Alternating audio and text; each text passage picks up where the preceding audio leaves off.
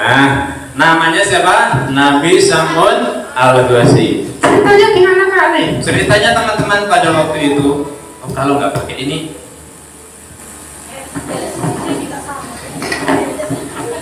noise, ya, sip. Nah, kalau nggak pakai penutup ternyata noise-nya keluar. Tahu noise? Apa? Noise itu loh. Itu noise. Kalau noise itu berisik ya. Nah, teman-temanku semuanya, maka pada waktu itu sahabatmu bertanya, ya Rasulullah, bagaimana bisa seorang nabi yang menyampaikan tentang kebenaran, yang mendakwahkan tentang agama Allah, tapi tidak punya satu kaum sekalipun? Lalu dimulailah cerita dari Nabi Muhammad. Baiklah sahabatku, dengarkanlah bahwasanya pada waktu itu diturunkan Nabi Sam'un Al-Ghazi untuk berdakwah kepada suatu kaum yang dipimpin oleh seorang raja, di mana rajanya sangat zalim. Zalim itu apa? Ya, zalim adalah jahat ya, suka berbuat semena-mena. Zalim apa Cici? Jahat. Nah, Cici kalau disuruh memilih, pilih jadi orang baik atau orang jahat? Orang baik. Kalau teman-teman orang jahat atau orang baik? Baik. Coba yang pengen mau jadi orang baik angkat tangan, bilang saya. Siapa yang mau jadi orang baik? Saya. Orang hebat? Saya. Orang pintar? Saya. Orang soleh? Saya. Orang hutan? Orang hutan harus konsentrasi. Nah teman-temanku semuanya, dikisahkanlah pada waktu itu Nabi Sam'un ini ditakdirkan sama Allah menjadi orang yang sangat kuat. Orang yang sangat kuat. Kekuatannya melebihi dari semua superhero dimanapun. Sangat kuat. Kalau teman-teman yang paling tahu orang yang paling kuat siapa yang menurut teman-teman? Badukun. Kalah sama Nabi Sam'un itu ya. Nah, orang sekuat apapun yang teman-teman ketahui itu masih kalah kuat dengan Nabi Sam'un. Kok gitu kali? Ya, karena mendapatkan kekuatan dari Allah yang maha kuat. Tapi selain kuat, Nabi Sam'un juga ditakdirkan menjadi orang yang miskin ya. Oh gitu kali? Ya, cobaan dari Nabi Sam'un. Makanya orang yang miskin walaupun kuat sekalipun, ketika mengingatkan tentang kebaikan, mendakwahkan tentang kebenaran, maka dakwahnya ditolak. Nabi Sam'un bukan orang yang malas bekerja, dia semangat bekerja. Mau jadi kuliah angkat tangan, pengawalnya pun datang. Kira-kira kalau suaranya gitu, pengawalnya besar atau kecil? Besar. Pengawal kerajaan harus besar. Pengawal, sini kamu. Lalu pengawalnya menjawab, ampun Pak Duka, ada yang bisa dibantu? Wah, suaranya, orang badannya besar, suaranya kecil. Tapi nggak apa-apa, memang terkadang Allah mentakdirkan seperti itu. Ada orangnya kecil tapi suaranya besar. Lalu saya raja tetap, pengawal, sini kamu. Baik Pak Duka, apa yang bisa hamba bantu? Di sini ada rakyatku bernama Sam'un Al-Ghazi. Dia hidupnya meresahkan. Kalau begitu, apa yang harus aku lakukan, Paduka? Coba siapkan prajurit yang banyak, karena dia terkenal orang yang kuat. Kalian tangkap rame-rame, bawa sini hidup-hidup. Baik Paduka, akan saya siapkan. Wah, teman-temanku semuanya, sang pengawal pun menyiapkan prajurit. Ada prajurit yang membawa kendaraan yang besar untuk siap menghajar dan membawa. Suara kendaraannya seperti ini. Suara apa? Gajah, kuda. Oke, meow. Ada juga pasukan yang membawa kendaraan suara begini. Suara apa? Kuda. Semua kendaraan dibawa, dan mereka membawa kereta kuda juga yang isinya itu rantai yang sangat besar. Lalu sampailah di rumahnya Nabi Sam'un Al-Ghazi. Diketok pintunya, saking kencengnya digedor. Sam'un Al-Ghazi, Lalu Nabi Samud pun keluar, karena Nabi Samud tidak pernah takut. Itu mengatakan apa? Bahwasanya kita sebagai muslim jangan pernah takut. Oke? Kita harus berani. Jangan sampai disuruh maju aja kok takut, malu. Jangan malu. Rasulullah itu orang yang paling berani. Kenapa? Karena jujur. Orang kalau yakin baik yang diucapkan benar harus berani. Tidak mungkin Islam sampai sini kalau Rasulullah orangnya pemalu. Diperintahkan sama Allah, ya Rasulullah berdakwahlah, malu. Nggak sampai sini. Maka orang sedunia pun mengakui, bahkan umat muslim, umat non muslim sekalipun mengakui bahwasanya Islam itu umatnya paling banyak. Dan Rasulullah menjadi pemimpin, dinobatkan 10 besar dunia. Pemimpin yang memimpin tidak lama tapi pengikutnya seluruh dunia. Masya Allah ya. Tepuk tangan dong, Masya Allah ya. Dan kita beruntungnya berada di agama Rasulullah. Kira-kira beruntung atau beruntung banget? Beruntung banget. Lanjutkan. Oke, kita lanjutkan. Saat ditangkap, Nabi Samud orangnya cool, santuy, ya. Dirantai dia diam saja. Kalian mau apa sama aku? Jangan banyak ngomong, diam saja kamu. Dirantai diam saja. Ucapan, aku mau diapakan? Samud, hidupmu sudah merasakan harga. Kamu harus menghadap sang raja. Aku tidak mau. Kalau kamu tidak mau, kami akan memaksamu. Silakan dicoba.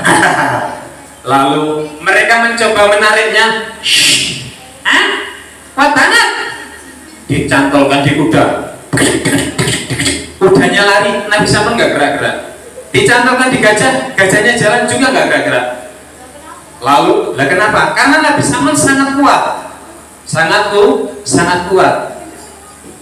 Karena seorang nabi harus berdakwah, harus kuat. Sama seperti Nabi Muhammad, juga orang yang paling kuat. Nah, karena sudah keterlaluan, Nabi Samud sudah tidak nyaman, maka Nabi Samud pun menggeliatkan badannya. Kaget ya Allah, maaf ya kalau kaget ya. Nah, setelah menggeliatkan badannya teman-teman semuanya, rantainya putus dan semua prajuritnya meletik. Kok meletik? Apa bahasa Indonesia? Terpental. Ternyata orang yang kuat, kita harus kabur prajurit. Lalu mereka kabur menghadap sang raja, datang dengan muka tertunduk. Ampun sang raja, kami gagal. Kamu gagal? Bagaimana bisa? Pasukanmu segitu banyak, tidak bisa menangkapnya. Iya Paduka, mungkin kita harus mencari kelemahan Samud al-Ghazi. Nah, kira-kira apa kelemahannya? Betul apa? Belum ada suaranya. Kelemahannya apa, Ci? Kalian lanjutkan ceritanya. Oke, lanjutkan ceritanya.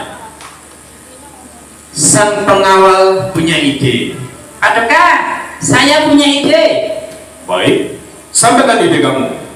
Bagaimana kalau kita panggil istri Nabi Samud, lalu kita tanya, apa kelemahan dari Nabi Samud al-Ghazi? Dan raja pun senang. Kalau begitu, cepat panggil ke sini dan hadirkan istri Samud al-Ghazi. Baik Paduka. Lalu teman-teman, karena ingin menarik hatinya Nabi Samud, istrinya, maka pengawal kembali ke rumah Nabi Samud dengan membawa kereta kuda yang sangat bagus. Prajurit, siap. Semua disiapkan, semua berangkat. Nah teman-teman, nanti keretanya jalan ke sana, pura-puranya. Nanti teman-teman iringi dengan tepuk tangan, prok, gitu ya. Baik prajurit, kita berangkat sekarang. 1, 2, 3.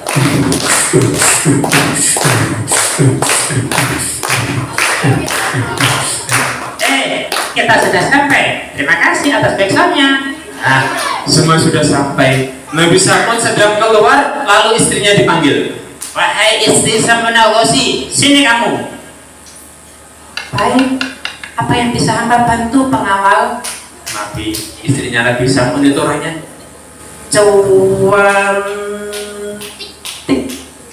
kayak Mbak Naila. Masya Allah, cantik luar biasa.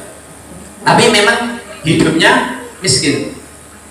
Maka dari situ sang pengawal mengatakan, wahai istri Samun al-Ghazi, ikutlah kami dengan naik kereta ini. Hah? Naik kereta sebagus ini? Ya betul. Ada apa pengawal? Rajaku ingin bertemu dengan kamu. Apakah kamu mau? Oh, tentu aku mau. Lalu siaplah naik, lalu berangkat, dan akhirnya bertemu dengan sang raja. Sang raja, apa kiranya yang hamba bisa bantu? Sang istri Nabi mengatakan kepada sang raja.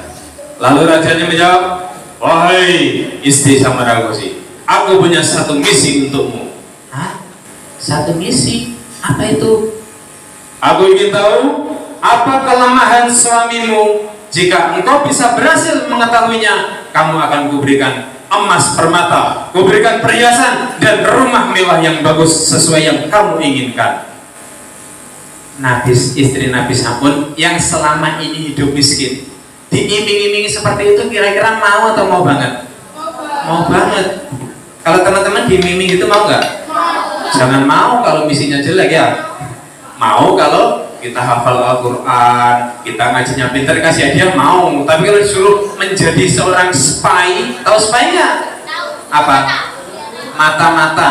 Spy mata-mata. Kalau spider? Spider laba-laba. Spy mata-mata, spider laba-laba. Kalau laba-laba bahasa Arabnya apa? Hah? Labu-labu. Apakah? Al-Ankabut. Tuh kan? Kalau di sekolah di sini tuh enak, tahu bahasa Arab, tahu bahasa Inggris, keren kan? Nah teman-temanku semuanya, lalu sang istri pun setuju. Kenapa? Karena sudah capek selama hidup miskin, kok ditawari jadi mata-mata. Wah, ini kalau aku berhasil, aku bisa dapat harta yang banyak. Maka teman-teman, di situ Nabi juga ingin memesankan kepada wahai kaum muslimah, berhati-hatilah. Suatu saat kalian akan berkeluarga, mempunyai seorang suami yang mungkin saja seorang pendakwah. Maka jika kalian diiming-imingi oleh orang yang jahat, jangan mau. Tetap dukung suami sendiri. Terkadang memang apa? Ujiannya para wanita apa? Harta, benda. Tahta itu laki-laki. Nah. Dan akhirnya teman-teman, malam itu sang istri pun bersiap. Pada waktu Nabi Samun sedang tidur, istrinya merantai. Wah, suamiku sedang tidur, aku harus cepat merantainya. Dirantai bersama, lalu dikunci yang banyak kuncinya. Dan di pagi hari Nabi Samun pun bangun. Bangun kali? Ya bangun, orang tidur kan pasti bangun. Terus gimana kali? Nah, setelah bangun Nabi Samun terkejut. Siapa ini yang memuji aku? Istriku, sini. Lalu sang istrinya pun dengan lembut berkata, iya suamiku sayang, apa yang bisa aku bantu? Orang kalau punya maksud pasti dia akan memanis-maniskan diri. Siapa yang memuji aku ini? Aku, istrimu. Dengan tujuan apa kau memuji aku, wahai istriku? Suamiku yang ganteng, yang baik hati, yang tidak sombong dan rajin menabung, pintar mengaji. Oh, dipuji-puji pokoknya ya. Aku hanya ingin tahu seberapa kuat engkau, suamiku. Nah, kalau segini saja, aku tinggal kedipkan mata. Ting ting. Sekali kedip aja, rantainya putus teman-teman. Dan istrinya pun semakin terkejut. Oh my God. Masya Allah, engkau sekuat itu suamiku. Betul. Lalu kenapa? Kira-kira suamiku, orang yang kuat itu pasti punya kelemahan. Sudilah kiranya engkau memberitahu aku apa kelemahanmu. Buat apa aku beritahu kamu? Untuk ketika suamiku sedang berperang, aku di belakangmu, lalu ada orang lain yang sedang mengincar kelemahanmu, aku bisa mengasih tahu engkau suamiku yang ganteng. So sweet pokoknya. Dipuja, dipuji, dirayu. Akhirnya Nabi Samun sebagai seorang suami yang baik hati, Nabi Samun pun membocorkan rahasianya. Ada yang tahu?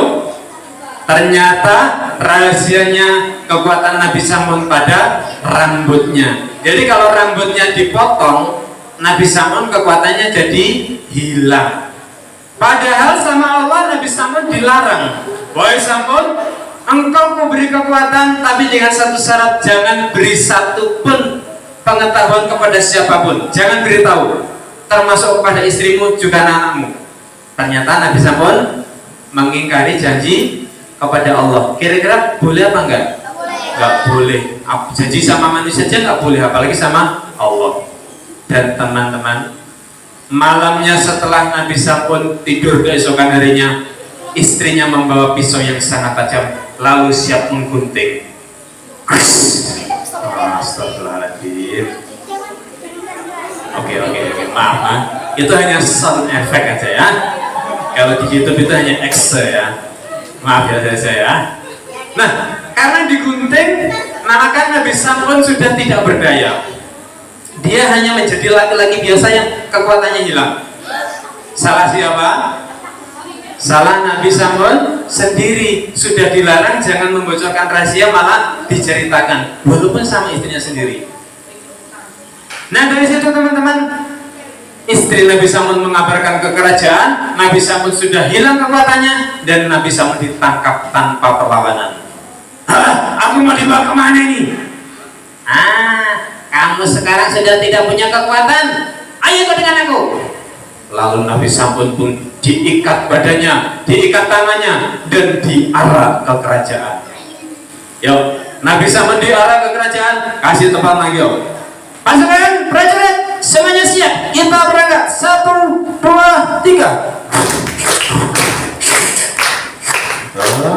Kurang peka ini. Oke, nah teman-teman semuanya, sampailah di kerajaan. Kalau kita lihat bangunan, pasti setiap bangun mempunyai tiang. Tahu tiang? Hah? Tiang itu apa? Bahasa pasarannya apa? Tiang. Oh, caga. Siapa tadi enggak? Caga. Ada nggak pas di pasaran caga? Agak ya. Di sini ada tiang nggak? Tuh, di luar ada tiangnya. Tiang itu untuk menjaga ke gedung. Kalau tiangnya runtuh, maka gedungnya juga runtuh. Ya, nanti dari gitu ya. Nah, karena kerajaan sangat besar, maka tiangnya juga besar-besar. Satu gedung ini satu tiang. Wow. Gede banget kali. Ya, karena kerajaannya besar, maka tiangnya besar-besar. Maka Nabi sampun pun diikat tangan kanannya, diikat tangan kirinya. Kalian turunkan? Iya, turunkan. Diikat kaki kanannya, kaki kiri, nggak bisa gerak. Bergerak kayak apapun Nabi sampun tidak berdaya. Dari situ Nabi sampun sadar dia sudah bersalah, bermaksiat kepada Allah. Maka sudah selayaknya orang kalau bersalah, adabnya minta apa Ci? Minta maaf. Oh, minta maaf, minta maaf, minta maaf. Betul, minta maaf. Yalah, minta maaf.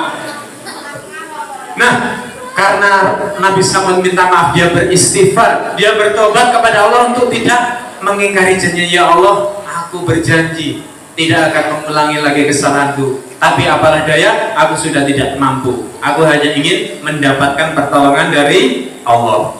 Nabi sampun terus beristighfar, dan saat itu sang raja pun semakin senang. Rakyatku semuanya, masuklah ke dalam kerajaan. Lihatlah, di depan sana sudah ada Safwan Al-Ghazi yang selama ini katanya orang yang paling kuat. Dia sudah kita tangkap, dan saatnya kita menghinakan Safwan Al-Ghazi. Nah teman-teman semuanya, raja, pengawal, pasukan, pejabatnya, rakyatnya, semuanya ingin menghajar Nabi Safwan. Kenapa? Karena selama ini takut, nggak berani karena kuat. Terus kali ya, belum sampai dihajar Nabi Safwan, Allah mendengarkan istighfarnya Nabi Safwan, lalu memberi ampunan dan menyuruh malaikat Jibril. Ya malaikat Jibril, Nabi Safwan sudah aku terima tobatnya, berilah dia, sampaikan. Allah memberinya dia satu permintaan apapun pasti dikabulkan. Kalau teman-teman dikasih permintaan pasti dikabulkan, pengen minta apa? Astagfirullah, HP loh. Ada yang lebih banyak apa? Rezeki. Oh iya, Nabi Safwan kan miskin, kira-kira minta rezeki mungkin ya. Kalau yang lain pengen minta apa kira-kira? Hah? Uang. Minta apa? teman-teman. Nabi Samun tidak minta itu semuanya, tidak minta harta benda dan apapun. Nabi Samun berdoa, ya Allah, tolong kembalikan kekuatanku agar aku bisa berdakwah lagi. Lalu dalam sekejap Nabi Samun pun kekuatannya kembali. Gak pakai glare ya. Alhamdulillah, kekuatanku sudah kembali. Lihat, dengar suaranya saja, sang raja gemetar. Ya, sang raja, ada yang bisa dibantu? Iya. Sepertinya kekuatan Samun Argosi sudah kembali. Kalau begitu, kita harus cepat kabur sang raja sebelum dihajar oleh Samun Argosi. Nah teman-teman, Nabi Samun pun menggoyangkan badannya ke kiri dan ke kanan. Bukan kesurupan loh ya, ini bukan bandengan ya. Menggoyangkan badan dan ingin melepaskan, karena tangannya diikat di tiang kanan dan kiri yang besar itu, tiangnya menyangga kerajaan. Lalu dengan sekali gerakan, Nabi Samun mampu menggulingkan tiang kerajaan sehingga kerajaannya runtuh. Rajanya, rakyatnya, pejabatnya, sampai istri dari Nabi Samun di dalam kerajaan semuanya tertimpa kerajaan. Maka semua orang yang ada di situ mati sampai sekarang nggak hidup-hidup. Oh ya jelas sekali. Ya jelas, orang mati nggak hidup lagi kecuali pada hari kiamat. Lanjut kali. Nah, makanya Rasulullah menyampaikan nanti ada nabi yang datang sendiri. Kenapa? Karena dakwahnya belum sampai diterima, semua orang sudah mati. Dari situ teman-teman, karena Nabi Samun merasa sendiri dan merasa bersalah, dia berjanji, ya Allah, karena aku sudah bersalah, maka mulai sekarang aku berjanji akan beribadah selama 1000 bulan tidak pernah putus. Nah, disitulah para sahabat bertanya kepada Rasulullah, ya Rasulullah, 1000 bulan itu sama dengan titik-titik tahun. Siapa yang tahu 1000 bulan berapa tahun? Kalau 1 tahun sama dengan 12 bulan. Kalau 1000 bulan sama dengan berapa tahun? Dibuka kalkulatornya, dihitung. Berapa kan? 360 tahun. Salah. Yang belakang 12.000. Pinter banget. Salah. 12.000. Bulannya ada cuma 1000, berarti tahunnya lebih sedikit. Berapa tadi? Betul? Berapa? Ya? 13 salah? 19 salah? Hah? Betul. Sini maju. Tadi udah maju? Kok pinter ini? Loh gak apa-apa maju. Yang mana yang maju? Banyak ya. Oke, maju semuanya, tepuk tangan dong. Masya Allah. Oke, kenalan lagi. Ini siapa namanya? Agus. Siapa? Arifin. Masya Allah. Yang ini namanya? Farhan. Dafa Farhan. Berapa tahun? 1000 bulan? 83 tahun. 83 tahun. Gak ada mau berubah jawabannya. Mungkin mau telepon teman dulu, telepon orang tua. Cici? Ya kali. 1000 tahun katanya Dafa, katanya Farhan sama Arifin 83 tahun. Kira-kira bener apa enggak? Ya dijawab berapa? Dramatis banget. Berapa? 83 tahun. Betul 100. Betul 100, Masya Allah. Tepuk tangan dong ya. 100 itu nilainya, betul semuanya. Nah karena betul semuanya, hadiahnya kali disuruh push up. Loh katanya. Oke, mau dapat hadiah juga? Sip. Jelas mau dapat hadiah? Tadi udah dapat hadiah belum? Belum. Dimasukkan tangannya 1, 2, 3. Wih. Bismillah dulu dong. Bismillahirrahmanirrahim. Satu. Oh, kamu gak dapat permen. Bismillahirrahmanirrahim. Wih, dapat permen juga. Alhamdulillah dapat memuji. Oke, tepuk tangan dan silakan duduk kembali teman-teman semuanya. Ya. Nah, ternyata 1000 bulan 83 tahun. Lalu para sahabat yang mendengarkan cerita ini bertanya, "Ya Rasulullah, betapa mulianya Nabi Sam'un bisa mendapatkan kesempatan beribadah selama 1000 bulan atau 83 tidak pernah berhenti. Bagaimana dengan kami ya Rasulullah, umatmu yang hanya mungkin 60 tahun sudah meninggal, 70 tahun, bahkan 50 tahun, 30 tahun sudah meninggal. Bagaimana bisa kami mendapatkan kemuliaan seperti itu?" Lalu Rasulullah yang bijaksana, yang baik menyampaikan sebuah pesan, "Berbahagialah umatku, para sahabatku, umat muslim diberikan bulan namanya bulan Ramadan, di mana dari 30 hari tersebut ada 1 hari di mana malamnya bernama malam Lailatul Qadar. Barang siapa mendapatkan malam Lailatul Qadar, maka dia seperti mendapatkan pahala seolah-olah beribadah selama 83 tahun atau 1000 bulan. Kak Naila usianya berapa?